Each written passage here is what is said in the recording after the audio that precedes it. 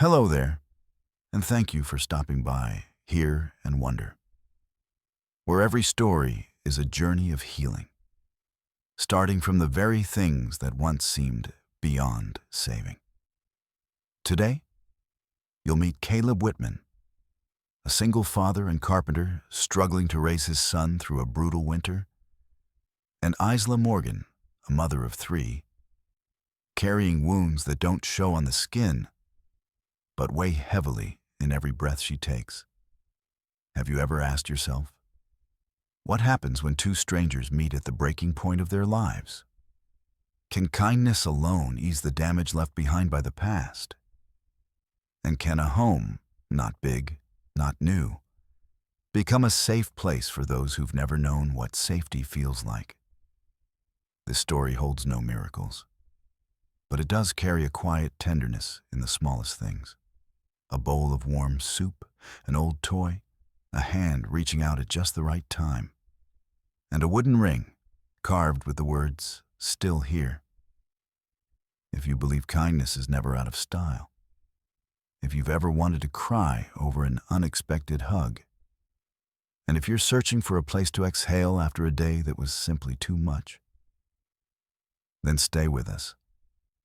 And don't forget to subscribe to Hear and Wonder, so whenever a new story is told, you'll be the first to join us, not in a world of fiction, but in a place where hearts truly meet. And so, it all begins, on a gray, bitter afternoon in the town of Aspen Hollow, when Caleb, a man with calloused hands and a heart sealed shut from too many losses, meets Isla, a woman trembling in the snow, with three thin children asking for nothing but a piece of bread. No one knew that this moment, what seemed like a fleeting act of kindness, would become the beginning of something neither of them ever dared to believe in: a real home. The November wind slithered through the narrow alleys of Aspen Hollow, leaving pale streaks across fogged-up windows and snow-dusted awnings. A trace of pine resin drifted from Millie Quinn's shop, carrying memories of Christmases long past. Caleb Whitman pulled his collar up, his calloused hands gripping a paper bag with their modest dinner: a loaf of bread, a can of stewed beans, and a single cinnamon marshmallow. A reward for Eli, his 10-year-old son, for making it through the school week without missing a single day. Caleb wasn't wealthy, but he wasn't poor enough to have to choose between dinner and decency. Or so he thought, until he saw them. At the far end of the street, beneath the faded sign of a laundromat long since closed, a young woman clutched a worn coat tighter around her. Three children, a girl around 9, a boy about 6, and the youngest, maybe 4, sat close together on the snow-covered ground. They didn't cry. They didn't beg. They were simply silent and hungry. Caleb almost looked away. In this town, everyone carried a burden. But then, the eyes of the youngest girl made him freeze, wide, pale gray-blue like a frozen lake. That gaze wasn't pleading. It simply believed. He turned back. His feet moved before his mind could object. "Ma'am, is everything all right?" Caleb's voice was low, steady, as if he didn't want to shatter something delicate. The woman flinched, instinctively pulling her children closer, her eyes wary. "We're just resting for a bit," she said. Her voice trembled. Not from the cold. Caleb said nothing. He watched her fingers shake slightly as she brushed the hair from her eldest daughter's face. Their clothes were thin, their shoes were soaked, and the weight of exhaustion clung to every breath. "Have you and the kids eaten?" he asked, his tone softening. She meant to lie, but her eyes were already turning red. "We had some cookies. Yesterday." Her sentence cracked midway. Caleb didn't hesitate. "My place is 3 blocks from here," he said plainly. "There's chicken soup, bread, Nothing fancy, but warm. She hesitated, eyes narrowing with doubt. But the three children, especially the littlest one, looked at him as if clinging to the first light they'd seen in days. "Why are you helping us?" she asked. Her voice carried no pride, just the careful caution of someone betrayed too many times. Caleb knelt, meeting those pale gray-blue eyes again. "Because 5 years ago, someone did the same for me and my son," he said. "I'm just giving that kindness back." A few seconds of silence passed. Then, slowly, she reached out her hand. "My name is Isla Morgan, and these are my children, Emma, Chloe, and Jacob." Caleb took her hand. It was so cold, it felt like holding a fistful of snow, but her grip was firmer than he expected. "I'm Caleb, and it's an honor to meet all four of you." As they walked through the snow together, none of them knew that this small encounter, unfolding in a misty, quiet town, would be the first step toward rebuilding a life. A life once taken, now quietly finding its way back. Sometimes, memory doesn't return in dreams, but rests gently in the palm of a child's hand. Caleb Whitman's house sat nestled beneath old fir trees, its shingled roof blanketed in soft white snow. No lanterns, no wreaths, only a warm, golden glow spilling from the kitchen window, gently flickering behind the misted glass. Isla Morgan stopped at the first step. Jacob trembled in her arms, while Emma and Chloe held each other tightly. They all stared at the wooden door ahead, as if it led to a world they weren't sure they had the right to enter. Caleb turned to them, his voice barely above a breath. "Come in. No one here will judge you."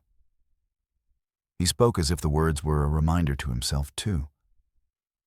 Isla stepped forward slowly, each footfall a quiet war between self-protection and the aching desire to find home again. Inside, warmth wrapped around them instantly. The smell of chicken soup, onions, and slow-simmered vegetables drifted from the small kitchen, like an invisible arm inviting them to rest. Eli, the 10-year-old boy with tousled brown hair, came bounding down the stairs at the sound of the door. He stopped when he saw strangers, but within seconds, his expression shifted from surprise to curiosity, to something far deeper than most kids his age could express.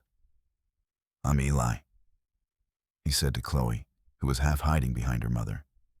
"My dad makes really good soup." Emma squinted slightly. There was something in Eli's voice, something that didn't make her feel pitied, just welcomed. They ate dinner around a small wooden table. Jacob nearly devoured his food, while Chloe kept glancing around the room, as if trying to make sure this wasn't a dream. Isla held her spoon, her hand still trembling faintly. When she tasted the first spoonful, she paused. No one said a word, but Caleb saw her eyes begin to glisten. It wasn't the onions. It was the salt, from tears falling into the first warm meal she'd had in days. "You don't have to thank me," Caleb said gently, as if reading her thoughts. "Just eat." Eli was no longer at the table. A moment later, he returned, carrying a worn toy box. "Want to play?" he asked, holding out a small wooden truck to Jacob. Jacob took it, and his eyes lit up as if someone had just switched on a light in the fog.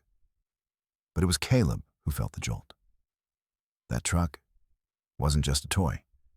Etched into its side were 3 small, hand-carved letters. CW 2015. C for Caleb, W for Whitman. 2015, the last year he worked at Maple Timber Design, the wooden toy company he had once loved, before Nathaniel Morgan destroyed everything.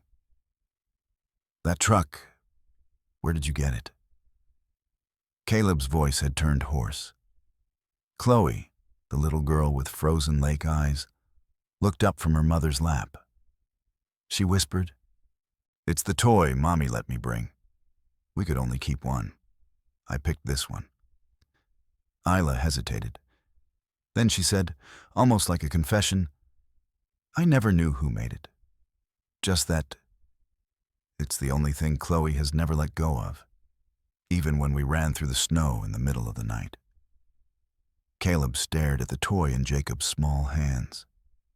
He had carved it from white maple, hand-painted it with water-based colors. He'd made it as carefully as if it were for Eli himself. And now it was here, in the hands of a child who, with her eyes, seemed to be calling his name. No one said anything for several long moments.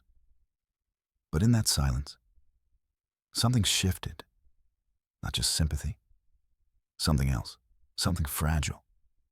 But more real than anything Caleb had felt in a very, very long time. The night wind had softened after the season's first bitter cold. In Caleb's kitchen, the fireplace crackled gently, casting a warm glow on faces no longer pale after dinner. Jacob had fallen asleep in Isla's arms. Emma quietly stacked the dishes the way children do when they've learned not to leave a trace. Chloe held the wooden truck tightly in her hands, saying nothing. Caleb poured ginger tea for Isla and placed it in front of her, a silent gesture. They sat across from each other, no longer afraid but not quite trusting. The space between them was thin as paper. It would tear with the right question. Caleb didn't ask right away. His eyes lingered on the old wooden toy on the table. Did you know that truck was one of the last pieces I designed before I lost my job? Isla looked up, startled. You made it? He nodded slowly. Back then, I worked at a small workshop under Rainfall Creative. We handcrafted wooden toys, safe for children. Until the day I spoke up, when they tried to cut costs by switching to toxic industrial paints. His voice dipped, as if recalling a once beautiful fairy tale, twisted at the end. I was fired 3 days after that meeting. No warning, no official reason, and I was blacklisted in the industry. Isla went still. Rainfall is a subsidiary of Morgan Innovations. Caleb looked her straight in the eye. You know Nathaniel Morgan? She didn't answer right away, but for a second, her shoulders tensed, the way someone shields themselves from an invisible wind. Not know, she said quietly. I used to carry his name. The word struck like a hammer, cracking the thin ice between them. Caleb leaned back slightly, instinctively. Isla gripped the teacup, as if holding down a secret that had just broken loose. Nathaniel is my ex-husband. The kitchen fell silent, as though someone had snuffed out the fire.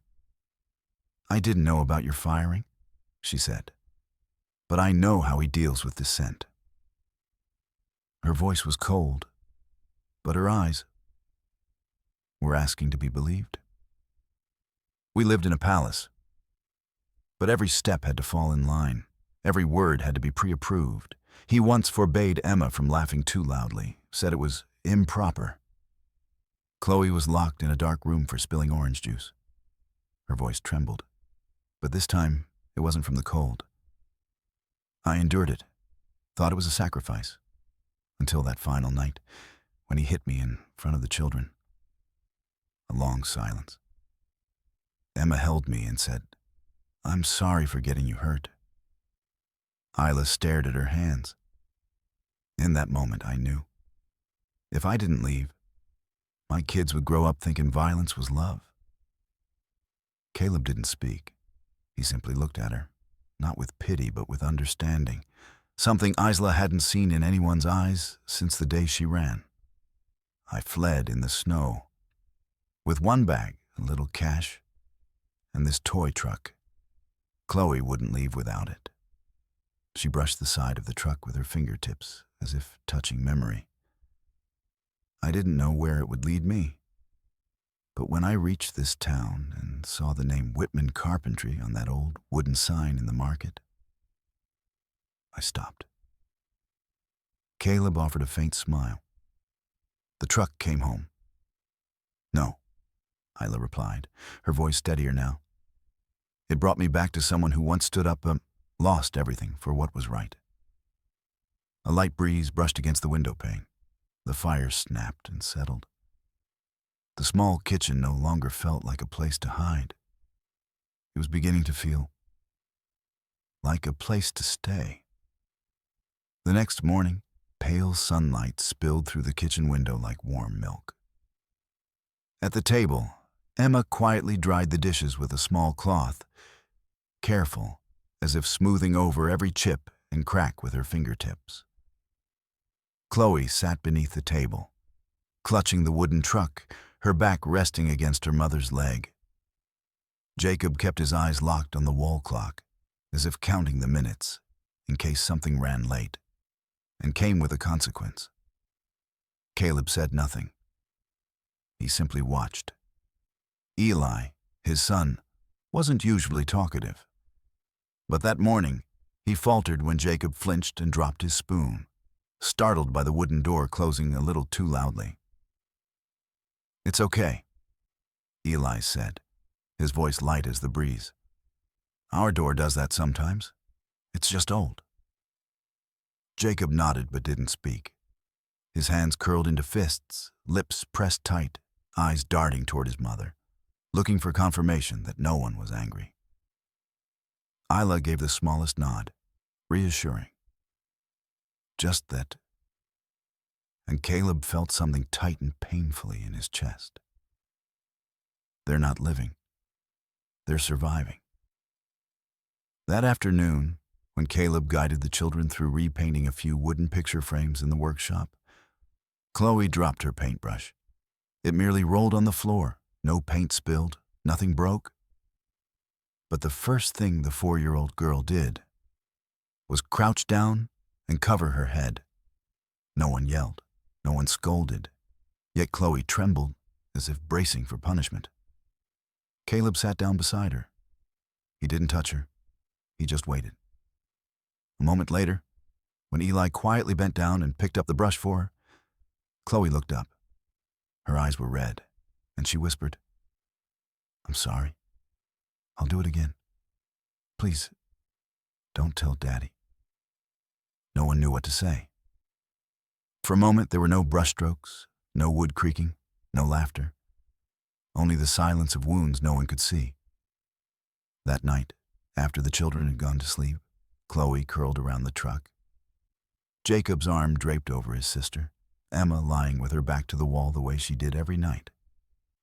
Caleb and Isla sat on the porch, a thin blanket wrapped over their shoulders. The wind rustled through the pine branches, tapping the metal wind chimes and ringing out faint, distant notes. Isla stared into the horizon, but her voice came from deep within.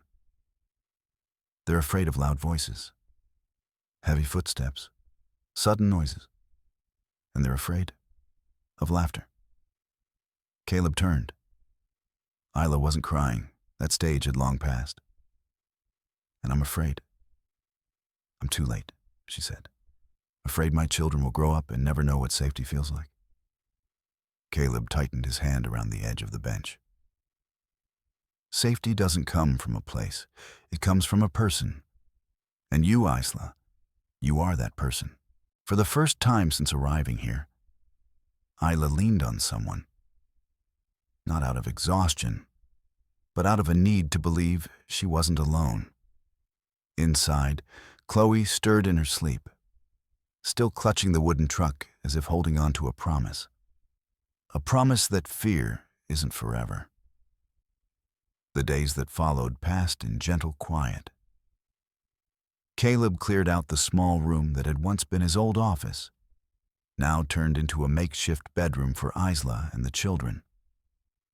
The old mattress was replaced with soft quilts Millie Quinn had brought over, scented faintly with cinnamon and lavender. Emma arranged the books. Chloe folded stuffed animals made from washcloths. And Jacob finally laughed when Eli showed him how to switch on a lamp using a pull cord. No fireworks, No miracles. Just sunlit mornings, warm soup at dinner, and 4 spoons clinking together as the kids raced to finish first. Just Chloe's first giggle as she swung from the barn door like it was a swing. And Jacob, finally falling asleep without curling into a ball, clutching his pillow like he was afraid someone would pull him away in the night. Caleb placed a small table under the porch awning, where Isla often brought her sketches once the children were asleep. She'd sit there, immersed in the soft thrum of Caleb's woodworking from the next room, occasionally smiling at the sound of Eli telling stories about the town's legendary wooden bridge. One night, as Caleb returned from the workshop, he stepped into the kitchen to find a new wooden frame on the wall. Inside was a pencil sketch by Isla, a small wooden house with 3 windows, 1 porch, and 6 tiny silhouettes standing at the front. 6 people. No one is missing anymore. He looked at Isla. She simply said, "My niece once asked me, 'How do you know when you're home?' Maybe it's when you stop feeling like a guest." Caleb didn't answer, but he gently hung a wind chime just outside Isla's window, so that when the wind passed through, it would sing. So she'd know someone was still here and listening. Sunday morning. Light snow drifted down. Caleb made cinnamon waffles. The children gathered around the table. Emma helped Isla pour maple syrup. Chloe placed each slice of fruit on the waffles with great care. And Jacob drew a smiley face with blueberry jam. When Eli pulled out a chair for Emma, she looked down shyly. Isla glanced at Caleb. Both of them smiled, small but real. No one said, "This is a family." But every action, every breath in that kitchen, whispered exactly that. That afternoon, when Isla placed her sketch on Caleb's work table, a design for a bookshelf combined with a study desk, he paused, studying it for a long while. "Did you study design?" "Before I married Nathaniel, I went to Parsons," she replied. "But he said everything I drew was childish." Caleb smiled faintly, not because it was funny, but because he was far too familiar with how people extinguish someone's light using only a single sentence. He flipped the drawing over, stopping at a detail where wooden beams had been woven together in the shape of a bird's nest. His gaze slowed. "You're not drawing something childish. You're drawing what it feels like to be safe."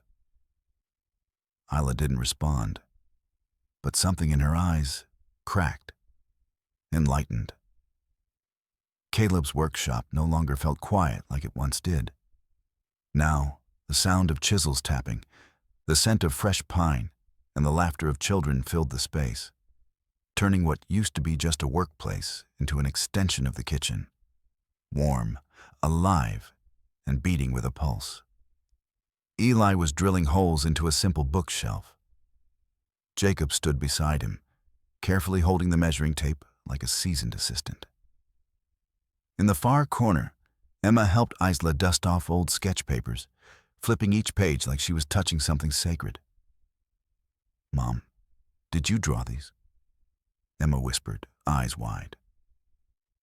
Isla nodded gently, her hand pausing over an older design, a bunk bed shaped like a small wooden house, with a round window like the moon, and a hidden drawer beneath the stairs. "I remember this one," Emma said, "but why was it never made real?" Isla said nothing. A soft breeze slipped through the slightly open window, carrying the scent of raw wood and memory into the room. That night, after the children had gone to bed, Caleb found Isla alone in the workshop, a stack of old papers in front of her. She didn't hear him come in. "I used to draw these at night," she said without turning. "After Nathaniel fell asleep. After I made sure the camera in the room was turned off." Her voice held no bitterness, just the quiet tone of someone recounting something that once belonged to a different version of themselves. I used to dream of designing children's furniture, not just beautiful, but made for play, for hiding little secrets, for being a child. Caleb stepped closer. He looked at the sketches, the delicate lines, the thoughtful detail, the kind of gentle creativity adults can only express when they've lost a part of their own childhood. "Did Nathaniel ever find your drawings?" Caleb asked softly. Isla nodded. He said, "Stop dreaming. You're a mother, not an artist." Then he burned every sketch I'd hidden under the bed. Caleb lifted one of the drawings carefully. On the back, in faint pencil, it read, "For someone's forever." He didn't speak. He simply walked to the back of the workshop, to the rack of wood he hadn't touched in a while. Quietly, he selected a few planks of pale maple, smooth, sturdy, and unlikely to warp. Just like his thoughts in that moment. The next morning, when Isla walked into the workshop, she saw part of her design already taking shape in real life. A bunk bed, the round window already carved with care, and the hidden drawer being tested and adjusted. "What are you doing?" she whispered. Caleb didn't look up. Finishing a gift that someone once designed. For the child she was never fully allowed to protect. She stepped forward and touched the frame.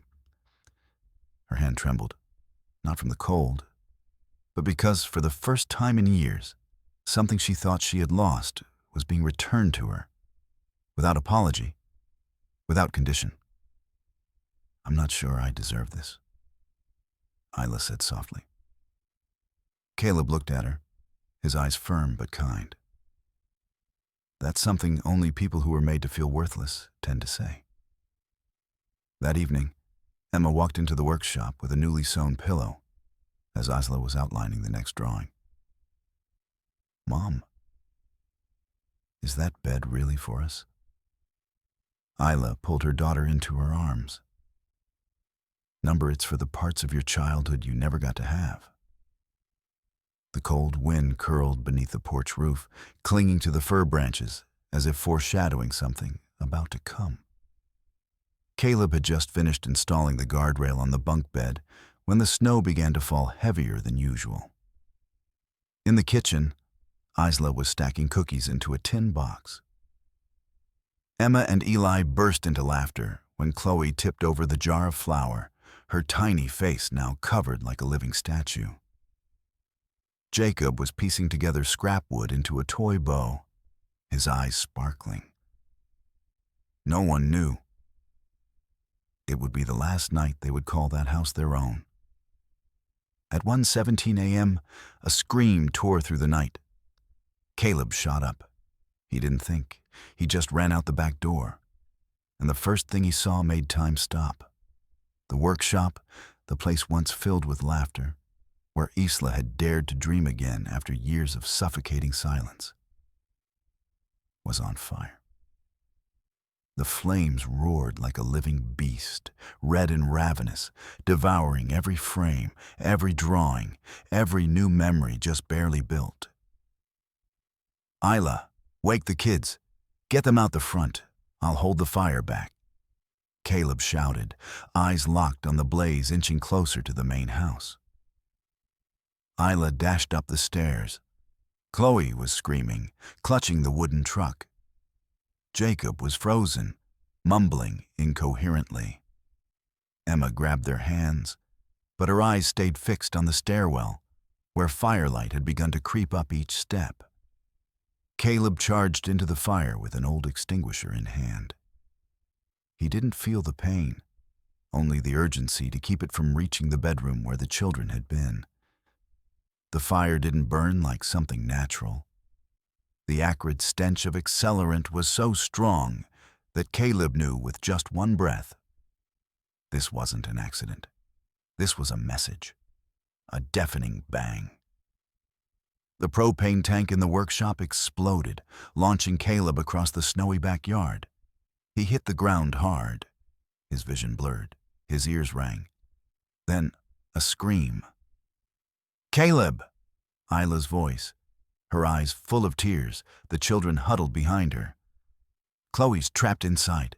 She went back for the truck." Before Isla could stop him, Caleb had already burst through the back door. Inside, flames licked the ceiling. He crouched low, crawling down the hallway like a wounded animal. At the door, it radiated heat. He rammed it with his elbow, breaking the latch, and rolled inside, spotting Chloe curled beneath the bed, holding the wooden truck as if it were her parents, and her courage wrapped into one. "I'm here, Chloe. Let's get out, okay?"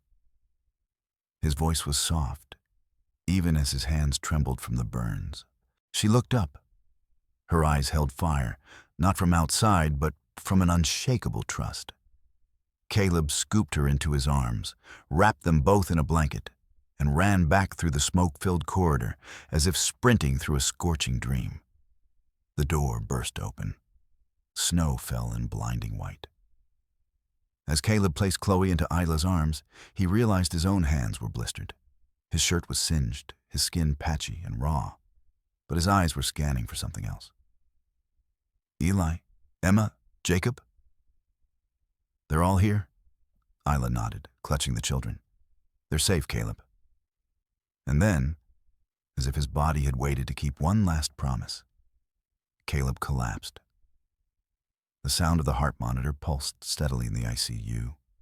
Numbers flashed, rhythmically, stable. But Isla's mind was anything but. She hadn't left the chair beside Caleb's bed for 2 nights straight.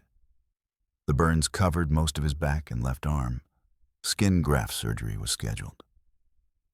But somehow, miraculously, his hands, the hands of a carpenter, had been spared. The doctors called it lucky, but Isla didn't believe in coincidence.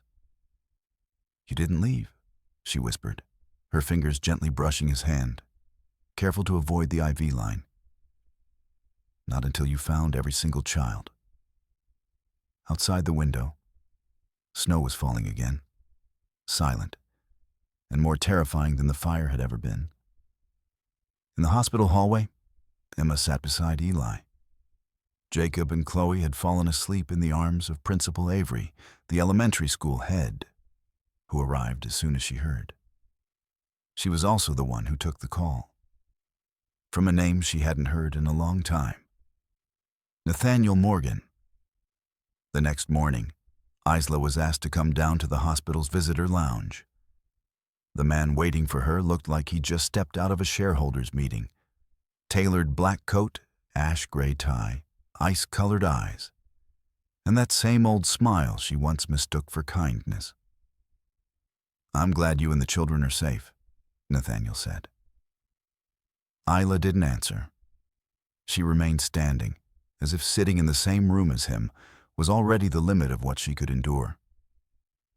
"I came because I'm concerned. You kidnapped the children, disappeared, cut off all contact. And now, you're living with a stranger under, frankly, deplorable conditions." "Caleb saved your children's lives," Isla replied. For the first time, her voice didn't waver when she called him your children. "You don't get to pretend you care." Nathaniel's expression shifted. The softness vanished. Only cold steel remained. "I came to offer you a deal. Full custody, a generous financial settlement, an apartment in any state you choose. But you must leave here. Leave Caleb Whitman." Isla let out a laugh, the kind that tastes bitter when you finally understand something awful. "You don't want us gone for your reputation. You want us gone because you're afraid. Afraid the kids might start telling people what really happened. In that spotless house you kept as polished as your business card." Nathaniel clenched his briefcase handle, silent. A lawyer rose and placed a file on the table. "Custody agreement. Condition: Isla must stay at least 500 miles away from Colorado." She didn't sign. She turned, walked away without another word. But inside her, waves were crashing. One side offered stability, packaged neatly with cash and legal papers. The other didn't even have a name. But it had saved her children's lives. That night, while the kids slept in the hospital waiting room, Isla returned to Caleb's room. He hadn't fully regained consciousness, but his hand moved when she placed hers over it. "If I sign," she whispered, as if speaking to someone half asleep, "you'd be free. No more burns for a family that's not even yours." But deep down, Isla already knew. The next morning, Isla stepped into the doctor's office with a drawing in hand. She asked to speak with her attorney. "I'm rejecting Nathaniel Morgan's agreement," she said. "And if he wants a legal battle, I'll present every hospital record, every witness, and the testimony of all 3 children." The lawyer paused. "Are you sure?" Isla nodded, her voice steadier than she ever imagined possible. "For the first time in my life, I'm choosing not because I'm afraid, but because I believe." 4 days after the fire, Caleb was discharged from the hospital. The road home wasn't long, but for Isla, it felt like a test. Had the fire destroyed everything? Or had it left behind something worth rebuilding? Deputy Clark Monroe's car rolled slowly, tires crunching over fresh morning snow. As they turned down the dirt road toward the old lot, Isla held her breath. And then she saw it. A small wooden house, rising again. Just the foundation and a few frames so far. But parked nearby were trucks from the local lumber mill. Town residents stood in groups. Some carried coffee, others hammers. Children were lining bricks along the porch like it was a castle-building game. Millie Quinn, the grocery shop owner, was the first to run up. "Isla, you're home. Honey, this place, it's yours, your children's, and Caleb's." She handed Isla a paper bag filled with waffles and maple syrup. Isla opened her mouth to say thank you, but the words caught in her throat when she saw Principal Avery, drawing with Chloe on the cement floor, Coach Danner, teaching Jacob how to drill holes in wood with Eli by his side, Emma, helping old Mr. Jenkins clip flowers for the makeshift dining table. Isla turned to Caleb, who stood upright, leaning on his uninjured shoulder. "I don't understand," she whispered. "Why are they doing this for us?" Caleb looked around, eyes soft like the evening wind. "Because someone once helped them too. And they know, in our most broken moments, what we need isn't a reason to be welcomed, just a place where no one asks why." That afternoon, the town of Aspen Hollow held a simple outdoor meal at the construction site. No flags, no speeches. Just warm soup, toasted bread, and the kind of laughter that didn't sound like it came from acquaintances anymore, but from an extended family. Sheriff Monroe stepped forward, holding a thick envelope. "It's a petition signed by 86 people in town," he said. "A formal request to the court to dismiss Nathaniel Morgan's custody claim, on the grounds that the children's current environment shows visible emotional recovery." Isla opened the envelope. Inside were a pediatrician's report, one of Emma's drawings labeled "Our New Home," and a handwritten letter from Eli. "Before I was alone. Now I have 3 little siblings. If someone takes them away, I'll be alone again." That evening, in the small rental house on the edge of town, Isla and Caleb sat by the window. Snow was falling again, but this time they didn't feel cold. "How long do you think this will last?" Isla asked. Caleb shrugged. "Until no one has to prove they're worthy of love anymore." She turned to him, taking his hand, the one that had been burned, still rough. but impossibly warm. We're moving forward from here, right? Caleb didn't speak. He just nodded and held her hand tighter. 3 weeks after the fire, the new foundation was finished. It wasn't a mansion, not the dream house anyone once imagined. But it was a home built by the hands of those who had nothing left, and the hearts of those who once believed they had no one. Isla stood on the damp cement porch, unrolling the blueprint she and Caleb had finalized the night before. The first blueprint with a name, Our Six, a house for 6 people, with an attic skylight for Emma to watch the stars, a long kitchen table where 2 people could cook side by side, and a side workshop where she and Caleb would work together. "You sure about this?" Isla asked when Caleb suggested naming the new space Whit Morgan Workshop. "You don't need to put your name on something that's yours." Caleb looked at her, a rare spark of laughter in his eyes. "You're wrong. This isn't mine. It's ours. No one gets to put a name on something, unless it was built with real love." In the town park, Emma guided Jacob as he painted a pencil box. Chloe was weaving wildflowers into the hair of a wooden statue Caleb had just finished. 6 figures standing beneath a giant tree.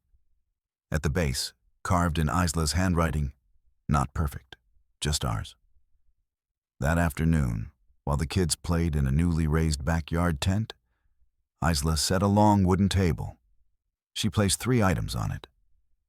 A dented silver teapot Caleb had salvaged from the fire.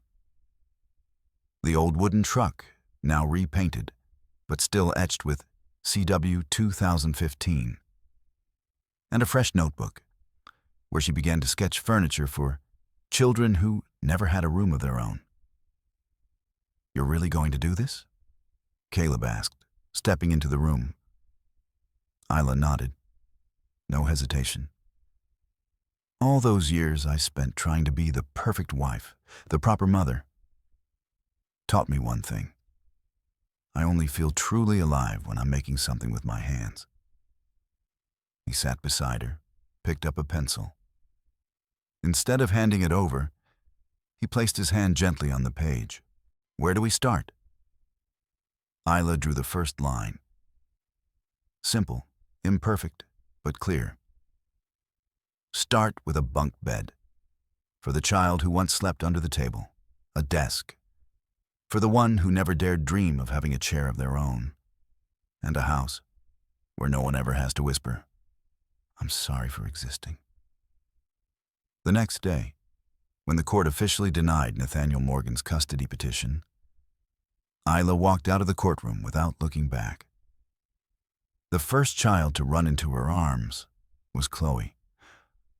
"Mom, does this mean we get to stay here forever?" Isla knelt down and pulled her child close. "No one can take you away again. Not now. Not ever."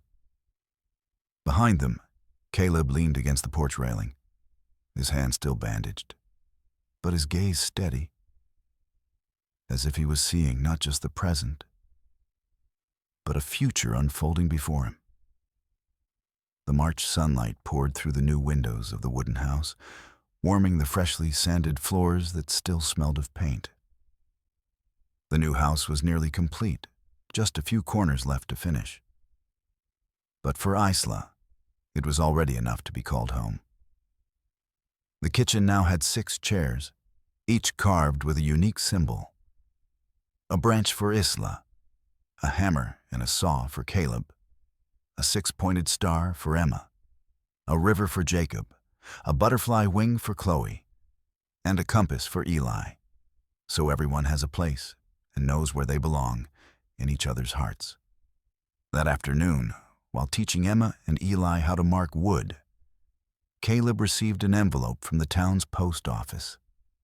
He sat on the porch steps, opened it, and froze. Isla noticed the change in his expression and stepped outside, sunlight painting her shoulders gold. "What is it?" she asked. Caleb looked up, silent for a few seconds, then handed her the paper. It was a proposal from Raintech Solutions, the parent company of the firm that had once fired him for opposing unsafe labor cuts. They want me to design a new safety system for a series of restructured factories, he said. It's a generous offer. The condition? I'd have to leave Aspen Hollow within 30 days. Relocate to their Texas headquarters. Isla said nothing. A soft breeze stirred the air. Will you go? She asked, steadying her voice. Caleb looked at her. For a long time. I used to dream of this opportunity, but now I know what I truly want isn't in that contract. It's in this house, in the kids, in you. He set the envelope aside, then reached into his pocket and pulled out a small oak box. No diamond ring, no candles, no violins. Just a handcrafted wooden ring, its grain swirling like the scar that had healed across his hand. Inside, 2 words were carved. Still here. Isla Morgan, he said, rising, looking her straight in the eyes. I have no promises to offer except this. I'm still here, and I will always be here. If you want that too, let's keep building. Isla laughed through her tears. She didn't need to think. She simply held out her hand, and he slid the ring on, fitting so perfectly. It was as if everything that had once fallen apart had led to this moment. From the window, the children watched quietly. But Chloe whispered, So, we really get a backyard wedding, huh? Emma nodded, her eyes sparkling like the first signs of spring. On an early April morning, with the last snow finely melted and the ground soft as a heart learning to heal, Caleb woke early. He set each chair around the long wooden table beneath the fir tree in the backyard, the same spot where 1 year ago he'd sat alone, watching fire consume the life he thought he had. Now, under that tree stood the first family table, for 6. Beneath the budding leaves, each new branch whispered what no one had to say aloud. Everything had started again. Not with noise, but with persistence. Isla brought out a plate of waffles. She wore the wooden ring.